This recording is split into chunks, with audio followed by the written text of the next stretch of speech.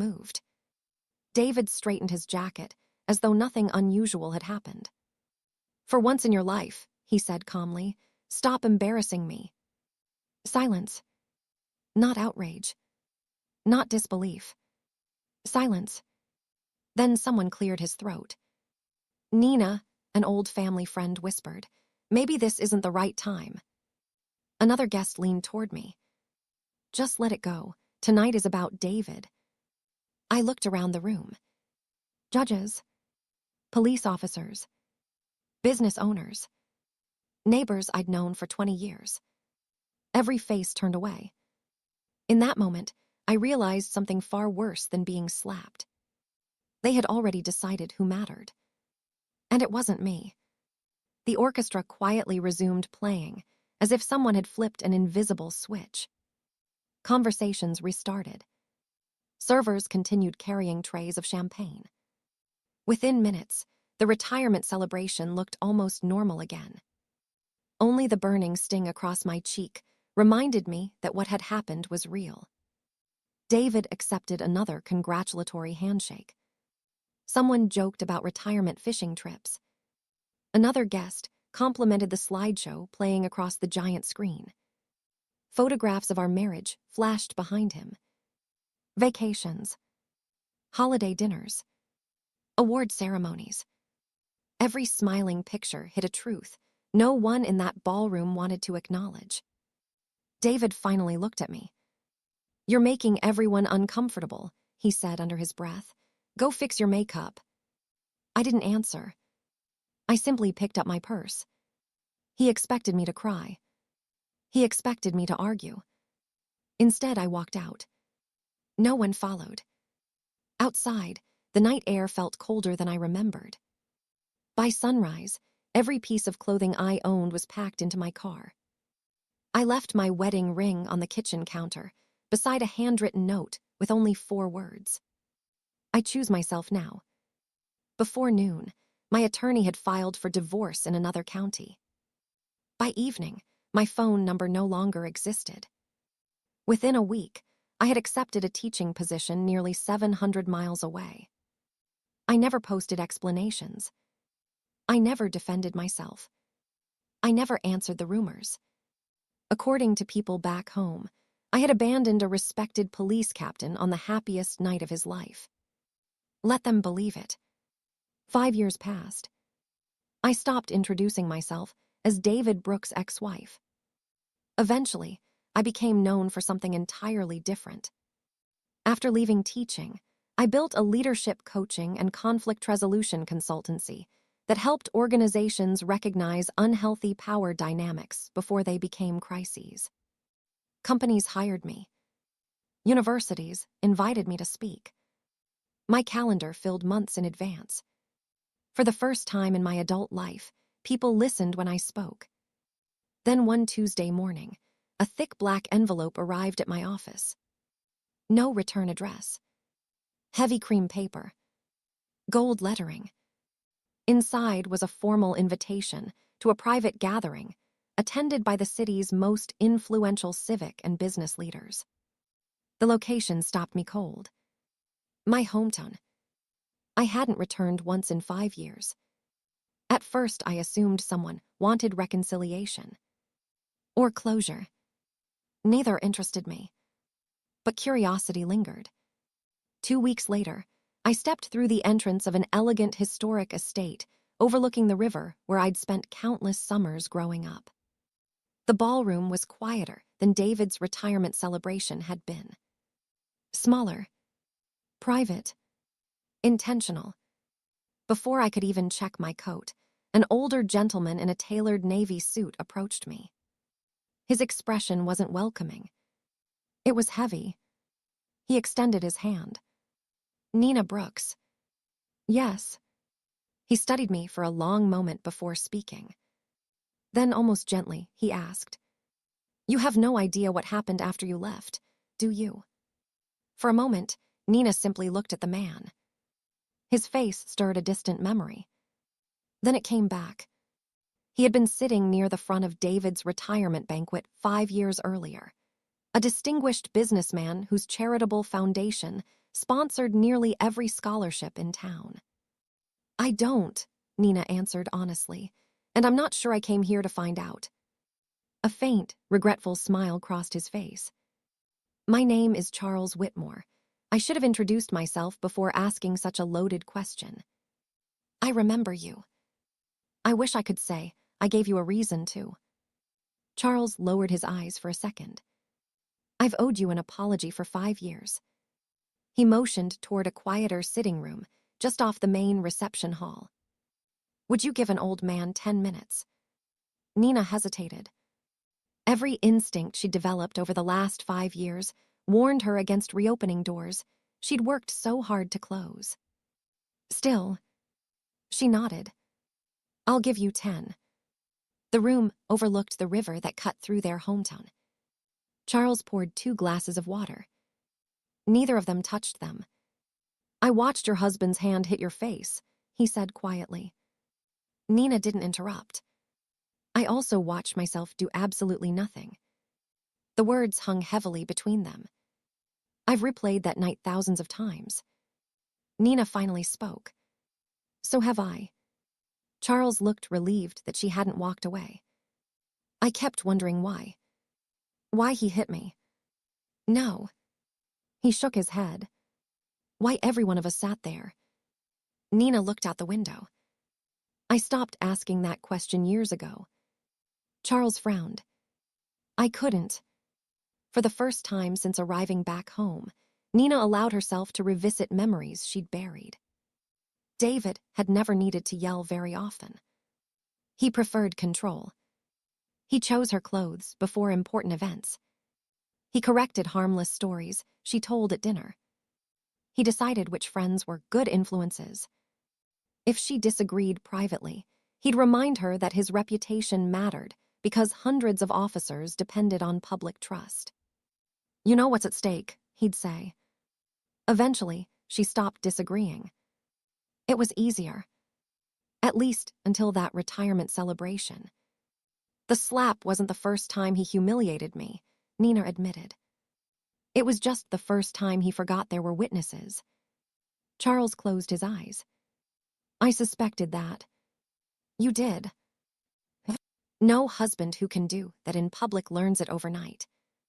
Silence settled over the room. Nina expected him to defend David.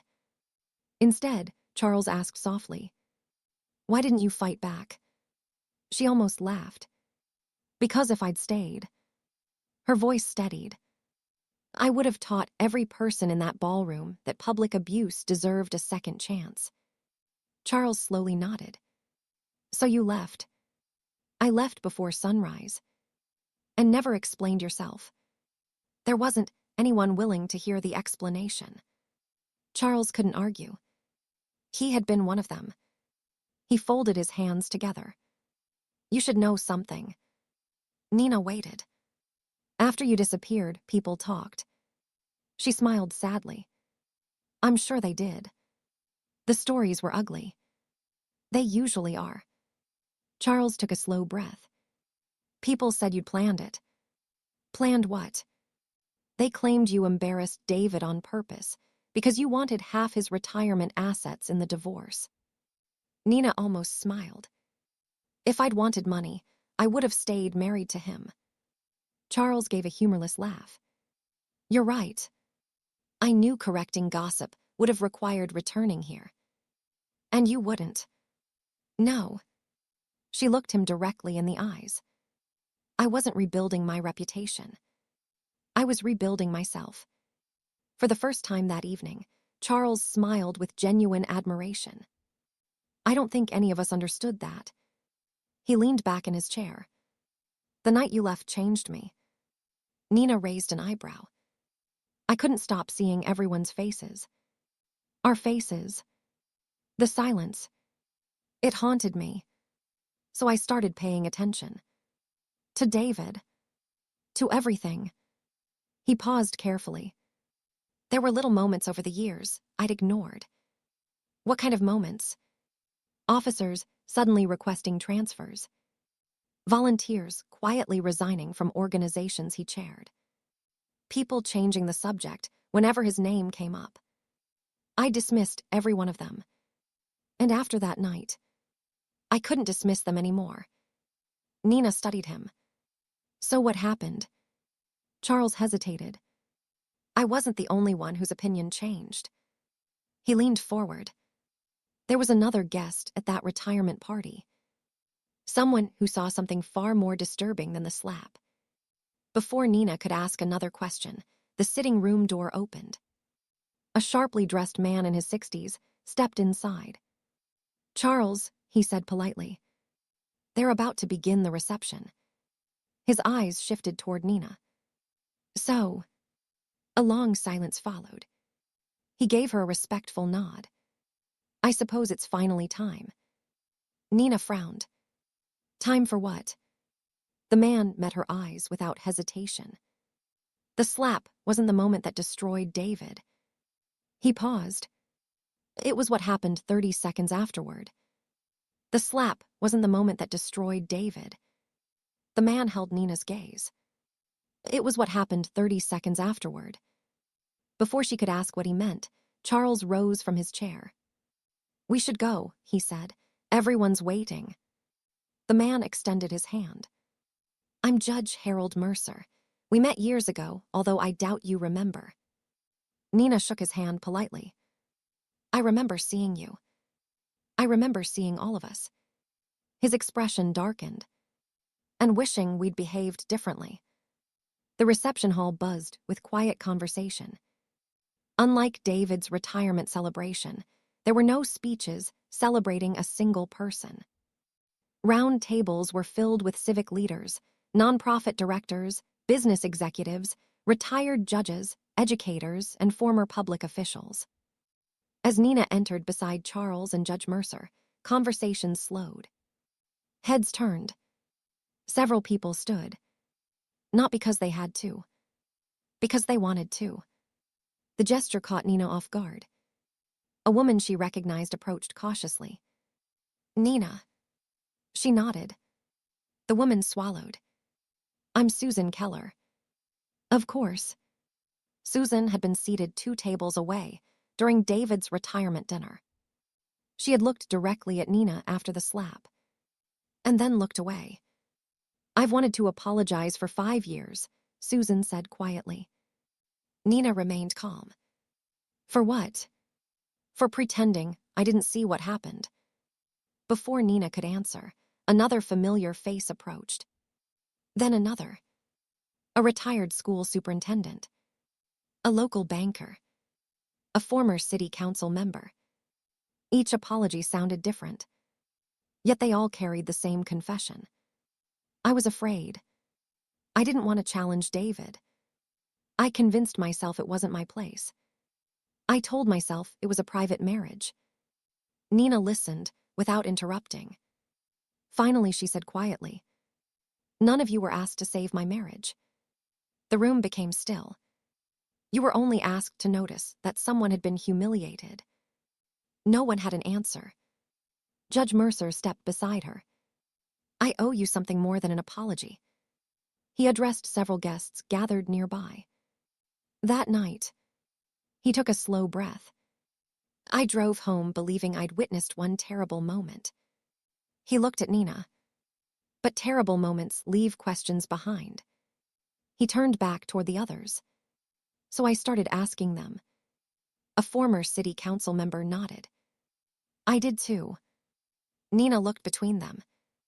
Asking whom? Anyone willing to talk. The councilman folded his hands. I'd heard small rumors over the years. What kind? People quietly resigning from committees David chaired. Community volunteers disappearing. Local organizations replacing leadership without explanation. I ignored every one of them. Judge Mercer continued. After the retirement party, those separate pieces no longer looked unrelated. Another guest joined the conversation. Retired Police Lieutenant Marcus Hale. He looked uncomfortable. I served under David for almost 15 years. Nina recognized him immediately. You always defended him. I did. Marcus didn't make excuses. I believed he demanded excellence. His voice became quieter. But after that night, he paused. I kept wondering something. What if he'd strike his wife in front of 300 witnesses? Marcus looked around the room. What was he willing to do when nobody was watching? The question lingered over everyone. Judge Mercer nodded slowly. That question reached more people than you know. He explained that several retired officials privately encouraged independent reviews of complaints that had never received much attention. Nothing was reopened because of the marriage itself. It began because people finally questioned assumptions they had accepted for years. A former nonprofit director spoke next. We also discovered financial discrepancies. Nina frowned. What kind? Donations. Grant money. Expense reimbursements. None of it involved you. She looked genuinely surprised. I never knew any of that existed. You couldn't have. The director shook her head. It was completely unrelated to your marriage. Charles added quietly. But once people stopped assuming David was incapable of wrongdoing, they started verifying instead of trusting. The atmosphere shifted.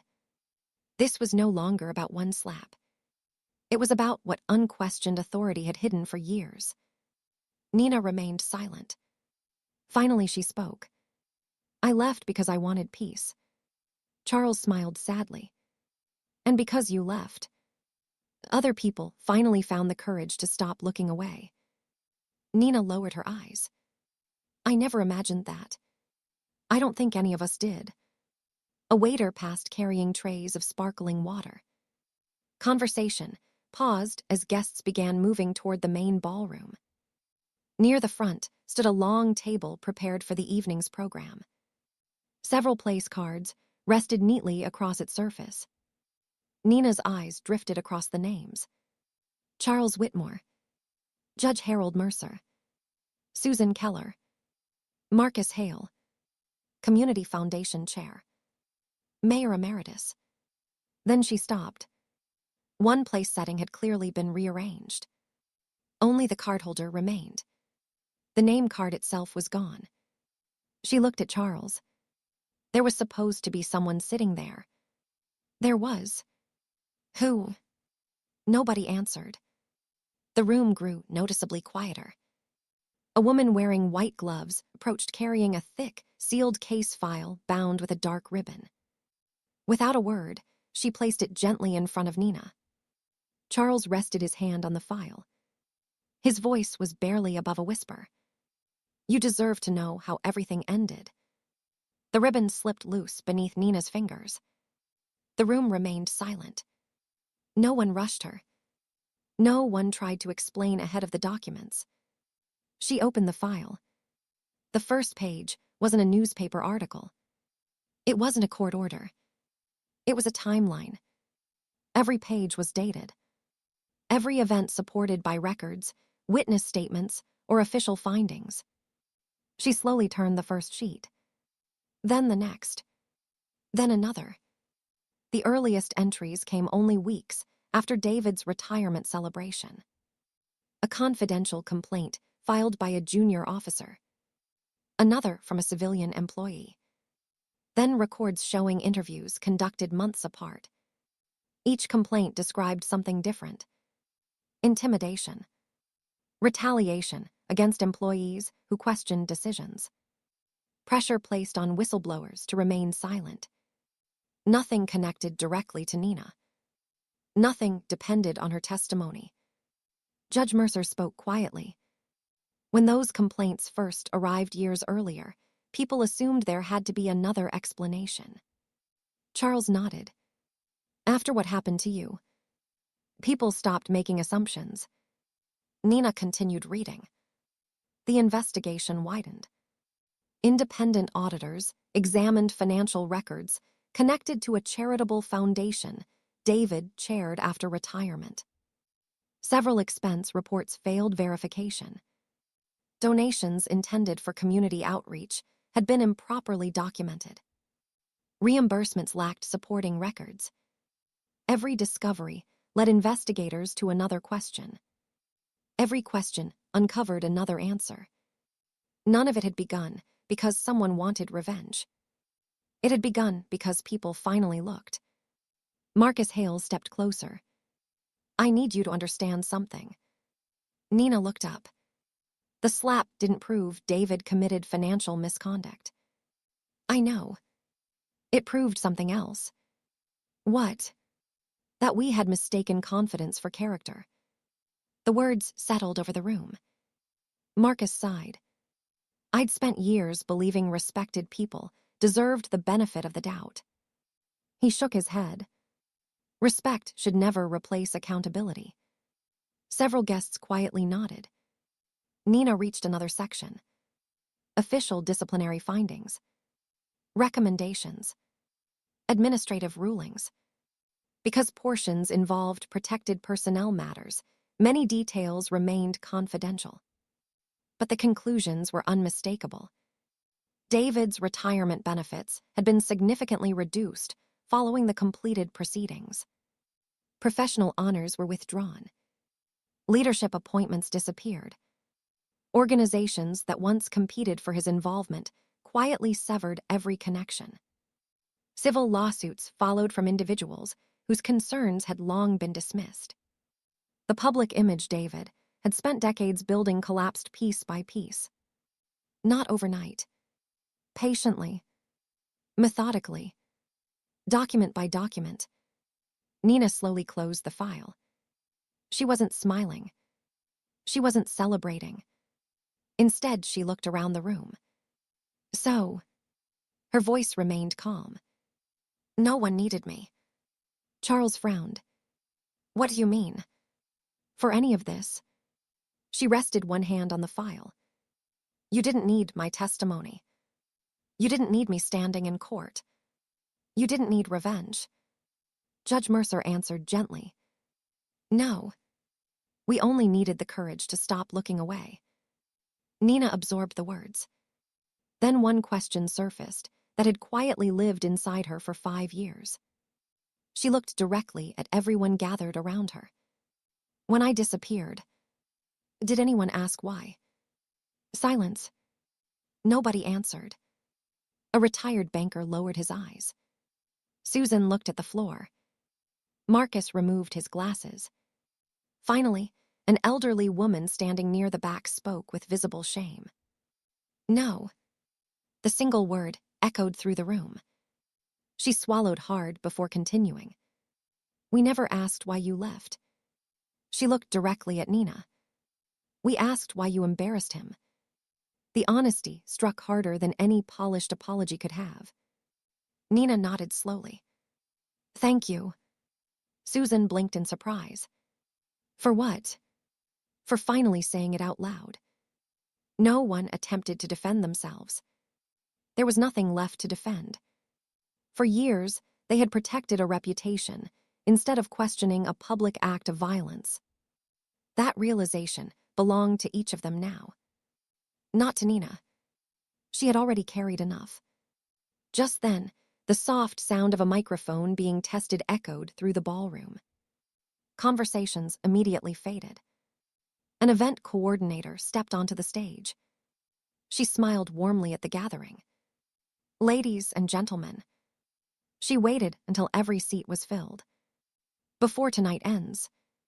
She glanced toward Nina. "There's one final person who deserves to be recognized." The room turned toward her as Charles quietly gestured for Nina to join him near the front. Nina hesitated. Charles offered a reassuring smile. "You don't have to say anything." "I wasn't planning to." A few people laughed softly, easing the tension that had filled the room all evening.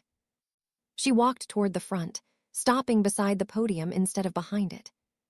She had spent 5 years learning that leadership wasn't about standing above people. It was about standing with them. The event coordinator stepped aside. "Ladies and gentlemen," she began, "thank you for being here." She looked around the ballroom. 5 years ago, Many of us attended a retirement celebration. No one moved. We believed we were honoring a distinguished public servant. Her voice remained calm. What we actually witnessed was a woman being publicly humiliated. She looked directly at Nina. And we failed her. Silence filled the room. No one objected. No one looked away. Tonight is not about celebrating another person's downfall. It is about acknowledging our own failure and honoring the person whose courage forced us to confront it. She turned toward Nina. Nina Brooks. The room rose to its feet. The applause started quietly. Then it grew louder. Not enthusiastic. Respectful. Earned. Nina stood motionless, overwhelmed by the sight of people who had once remained, seated now choosing to stand. When the applause finally settled, Charles stepped forward. I'd like everyone to understand why we're here.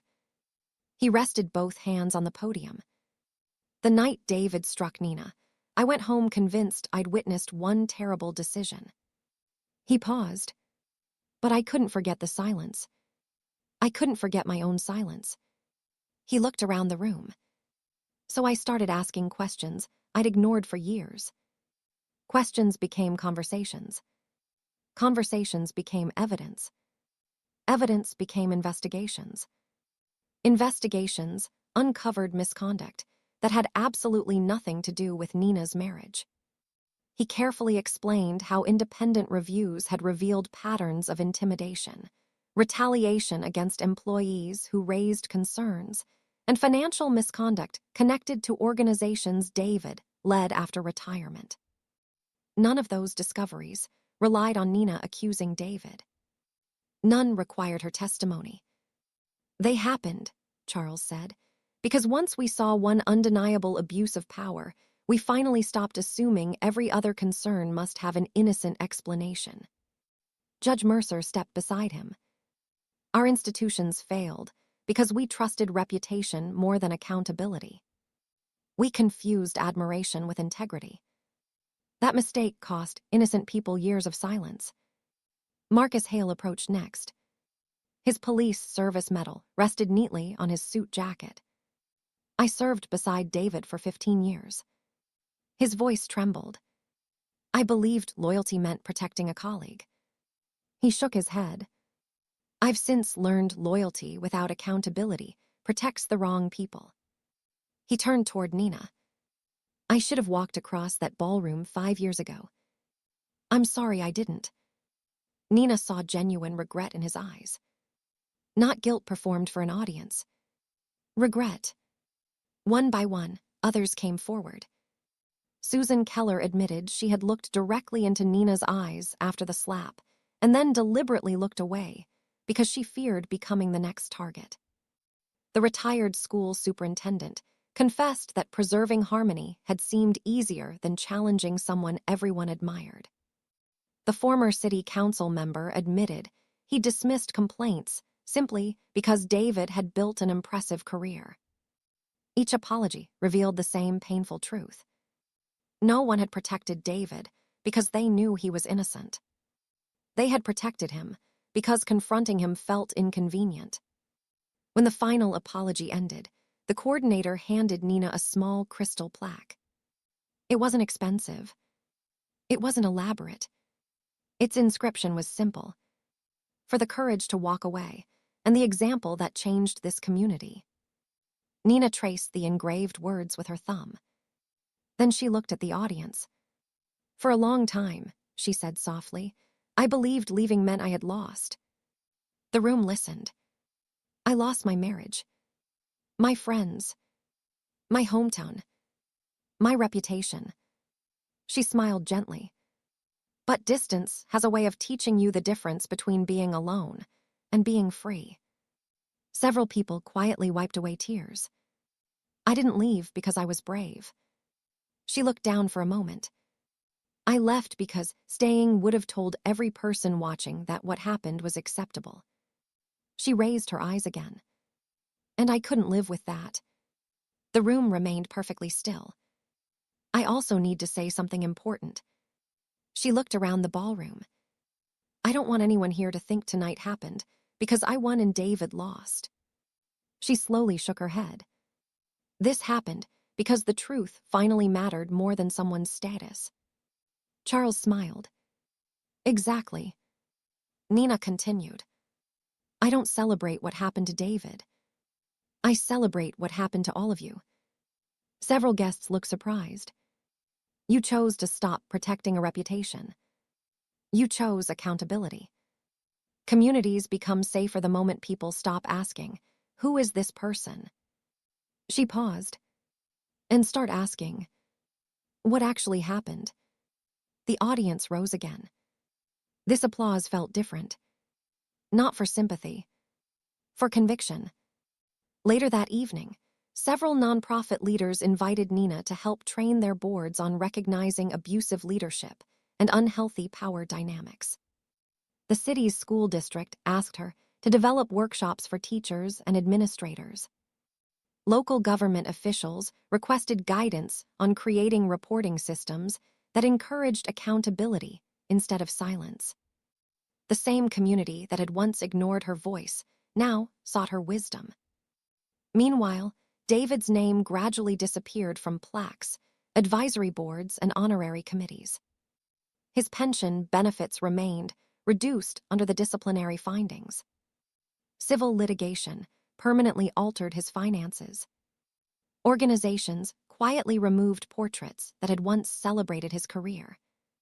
The admiration he had spent decades collecting vanished because it had depended on an image that could not survive the truth. Nina never contacted him. She never spoke publicly against him. She never celebrated his losses. She simply kept living. The following morning, before leaving town, she drove one last time through the neighborhood where she had once believed her entire future existed. She passed the house she'd left before sunrise 5 years earlier. She didn't slow down. She didn't stop. There was nothing waiting for her there anymore. At the airport, as her flight prepared to board, she looked out the terminal window as dawn painted the horizon with soft gold. 5 years earlier, another sunrise had marked the end of one life. This one simply reminded her how far she'd come. When her boarding group was called, she stood, picked up her bag, and walked forward without looking back. The hardest step she had ever taken was walking away before sunrise. It turned out to be the first step toward the life she was finally free to live.